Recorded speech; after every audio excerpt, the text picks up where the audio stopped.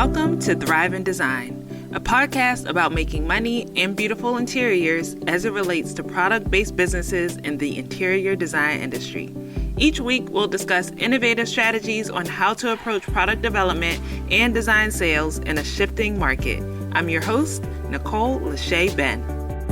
At Thrive in Design, we help interior product companies in crafting compelling online and offline go-to-market strategies, enabling them to enhance their brand visibility and revenue within the hospitality design segment. We're taking on new clients. If this podcast has been intriguing to you, let's chat about how our team can help you thrive in 2024 and beyond. Head to thriveindesign.co/contact. Hello and welcome back for another episode of the Thrive in Design podcast. Thanks so much for being a part of this season. We are on episode 12. I'm Nicole Ben, your host, and the CEO and lead strategist of Thrive in Design. And if you're not aware, Thrive in Design is way more than just a podcast. We are a design consultancy that focuses on helping interior product companies increase their brand awareness and revenue. We do this by taking a strategic look at a designer's experience with your brand.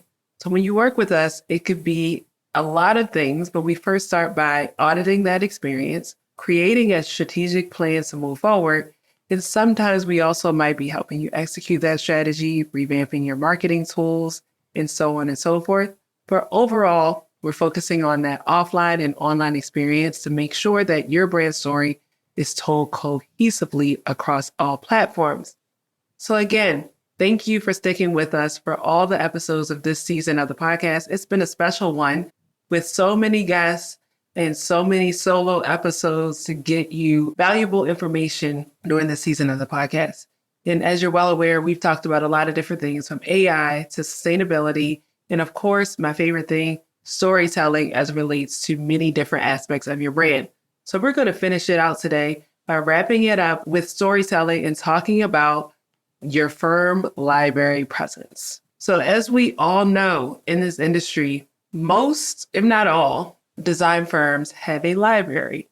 Now, this library space is dwindling and has been getting smaller and smaller over the years, no matter what design firm you are thinking of, especially in metro areas. So if you're in a city like New York or even Washington, D.C., or definitely Chicago, the design firm libraries are getting smaller and smaller. Most of the time, these design firms are moving to smaller office spaces, and therefore their design firm libraries are getting smaller. And what does that mean for you, an interior product company? That means your shelf space is a prime real estate in that design library. So in a firm where you may have had space for 10 binders in the past, you might now only have space for 2 binders or maybe even none at all, because people are leaning into resources like Material Bank or some of their competitor platforms or My Resource Library or Spec Simple or different things like that to have a virtual library space. So I say all this to say that even though real estate space or shelf space is dwindling at these design firms, having your firm library presence at the top of mind is still very important. For your interior product company, depending on what type of materials that you are providing, you might be used to creating binders, tip cards, or maybe even smaller loose samples that go in drawers so that when a designer is working on a project, they can go to your library or go to their library, go to your shelf in the library, and then pull those tip cards or pull those loose samples from the drawers to start using them on their project. You might also be thinking about new product launches and how you're incorporating those into the libraries, right? So are you putting in new tip cards every time you come out with a product launch? Are you making small samples available to them? Or are you just keeping that in a digital experience? No matter what you're thinking about, you should always be considering what your strategy is going to be with your printed marketing materials, whether that's on the shelf, in the drawer, or a takeaway from the product presentation that your rep or leader of your sales company is doing at these design firms. So, of course, I would be remiss if I did not go to my best friend, ChatGPT, to brainstorm a few more things that you can start thinking about when it comes to your printed marketing materials that are going into these firms or being used as takeaways when your reps are doing product presentations at these firms or at trade shows or in your showrooms or what have you. So it goes back to your story. How are you telling your brand story through your printed marketing materials that are going to be shared in these different ways? The first thing that you can start thinking about is compelling visuals. So you can use high quality, eye-catching visuals that reflect on your brand's identity. Incorporate consistent colors, fonts, and imagery to create a cohesive, memorable brand presence. And this goes back to what we were talking about a couple of episodes ago when I was sharing about how sometimes a rep is responsible for creating a product presentation. So imagine if that rep does not have graphic design experience. They are creating your product presentation to share a brand story that they're not even clear about. Then they're creating their own marketing materials and probably different fonts, different colors, nothing is on brand, and everything looks all over the place, right? So now they've gone into maybe a firm like Gensler or Perkins & Will or Perkins Eastman or MBBJ, who knows where they are. And they've done this product presentation that looks off-brand, and now their story isn't straight. And then they leave marketing materials behind or things on the shelf that looks even more different, right? So now the designer is confused. They're like, who did I talk to from what brand? And how do we recognize that brand on our shelf? So compelling visuals, I'm going to drill that down till the cows come home, is like people say. I don't even know what that means, but till the cow comes home for compelling visuals. The next thing is having narrative in your copywriting. A lot of times people do not think about this enough. And I actually have a guest in mind for next season of the podcast who specifically does copywriting for the interior design industry. But it's so important to make sure that the narrative that you're telling in your marketing materials is telling your brand's values, your mission, your unique selling points in a concise, impactful way. Because if no one is there to represent your brand, if your sales rep is long gone and that designer is coming back to the library to pull things off the shelf, what are they seeing and learning about the narrative of your story in this copywriting? What are the unique selling points? Why should they care, again, over the competitor that's right next to you on the shelf space? The next thing is to showcase your brand personality. So this is very important. Brand personality. If you don't think I'm funny, well, maybe we're not good. We're not going to work well together. But I always want to share like my personal personality. I don't know. That's a double words next to each other. But I always want to share my personality and the things that I'm doing with my brand. So you get, who you're working with, the type of person that you're working with. Same way for your interior product company. What is your brand personality? Is it humorous? Is it sincere? Is it sophisticated and luxurious? And how is that coming across in your marketing material that is there left behind in the library without a physical person there to tell your story? And the tone of whatever you're doing and the graphics and everything should correlate together to have a response from your designer that's engaging. Again, your marketing material can also tell the story of real people or real projects. Heavy on the real projects, because at the end of the day, especially if you are a new upcoming brand, you've only been around for 2 to 5 years, you want to have some real stories, right? If you don't have any notable projects yet, you want to tell the stories of real people. If you're 2 to 5 years in, how long have your founders been in this industry? Is this your second go round in the interior products world? Were you a designer before and then you wanted to get into interior products? What is it that you're sharing in that marketing material? If you do have some real projects under your belt, that's even better, because then that is able to share a visual story of how your interior products can be used in the space. If you have digital wall covering, has it been used on the headboard walls of a notable hotel brand or a boutique hotel brand?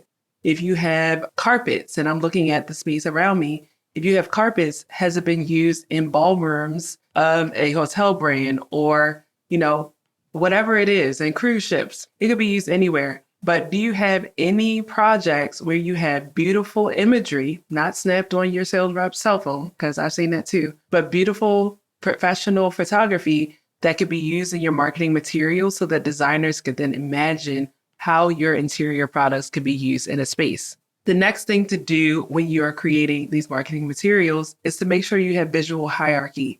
Now, I'm telling you a lot of things that can be integrated into your marketing materials that is left behind in these libraries, the photos, the narratives, the copywriting. So whoever your designer is needs to be creating visual hierarchy of what's important for a designer to know right away versus know maybe 5 minutes down the line of them looking deeper into the marketing materials.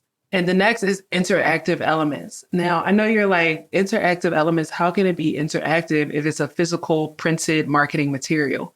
Well, it can be. Some of the things that you can include on your marketing materials left behind in these design firms are QR codes, right? That lead over to some other form of information, a spec sheet, project photos, augmented reality, where they can see your product in an actual space, especially if you're furniture or even a quartz countertop. Can they download an app and then look at the room that they are in and see your product placed in that space? And is there a way for that product marketing material to encourage some type of engagement? Maybe it's take the material and take a photo with it, use a hashtag, share it on Instagram and tag us. Who knows? The sky's the limit, but there are ways to do interactive elements with your printed marketing material that are leave behinds for when your reps are not there to talk with the designers. And that goes into more digital experiences, right? We just touched on QR codes. We just touched on augmented reality and digital experiences and how that can be tied into your printed marketing materials. Some other things are things like the social media integration that I just mentioned. Are people able to follow you directly from your printed marketing materials or follow their current rep so that they can see the behind the scenes of their rep's day? Are people able to engage with a social media campaign to participate in a contest that creates a little bit more fun? And just as a short side note, when I was a rep, there was one point that I did 12 days of Christmas, right, with my clientele. So I was able to get my top designers at all of my A accounts to follow my personal page on Instagram, do a live drawing with them each day for 12 days leading up to Christmas, and give out gifts to my clientele. And then I did a whole social media content around like going to the design firm and taking selfies with my designers, giving them their gifts. Like it was a whole thing. And it wasn't necessarily tied to the exact product, but it was about engaging with my clientele, building relationships. And it ultimately actually led to a specification and sale of just over $200,000. So all that to say, social media integration can be played on in a lot of different ways from your printed marketing materials and also in the role of your reps, which we can get into another time because we only got a short episode today. The other ways that you can do, of course, is video content. So is there some QR code that leads to a video? And that's really good for installation videos for your clientele, especially if you have a special product that needs to be installed in a very unique way. They need to understand, are there going to be limitations?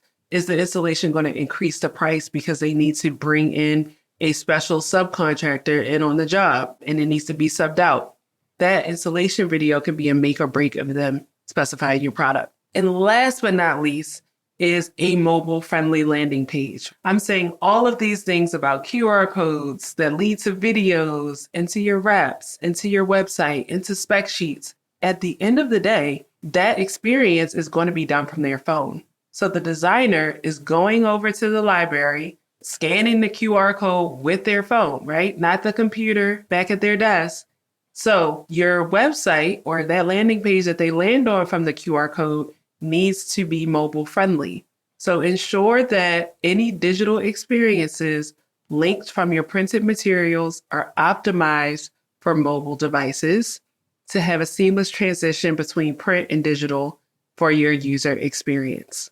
So I know I said a lot there, and I can probably do an episode on each of those different parts that I just talked about, which I might have to do. But that was just to give you guys a high level overview of some things that you can start to consider for that touch point for your firm libraries and or your printed marketing materials that I don't think are going out of style anytime soon. So your call to action for today as we wrap up this season of the Thrive in Design podcast is to think about which episode resonated with you the most.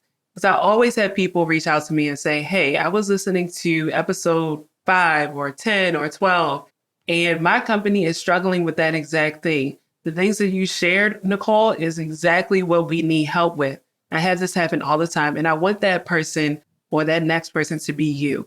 So if one of these episodes resonated with you, whether it's this one or a previous one from this season or a previous season, this is your chance to become one of the Thrive in Design clients of 2024, or if anything, just to spark another conversation. So go ahead and go to my LinkedIn, send me a DM, or again, send me an email, hello@nicolelachey.com. Let's get the conversation going and talk about what resonated with you the most. What pain points is your interior product company experiencing right now? And then we can see if there's any synergies between our brands and see how the Thrive in Design can help your team and your interior product company thrive in the interior design industry this year. That's a wrap of the season. I can't wait to hear from you. And until next time, I can't wait to share more content with you in season 6. All right, bye-bye. Thanks for joining us this week on Thrive in Design. Be sure to follow us on Instagram at Thrive in Design. And for more strategies on how your product company can innovate in the interior design industry, head to training.thriveindesign.co.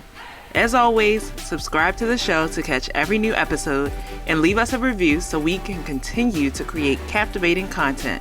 That was a wrap for this season, but we'll see you soon.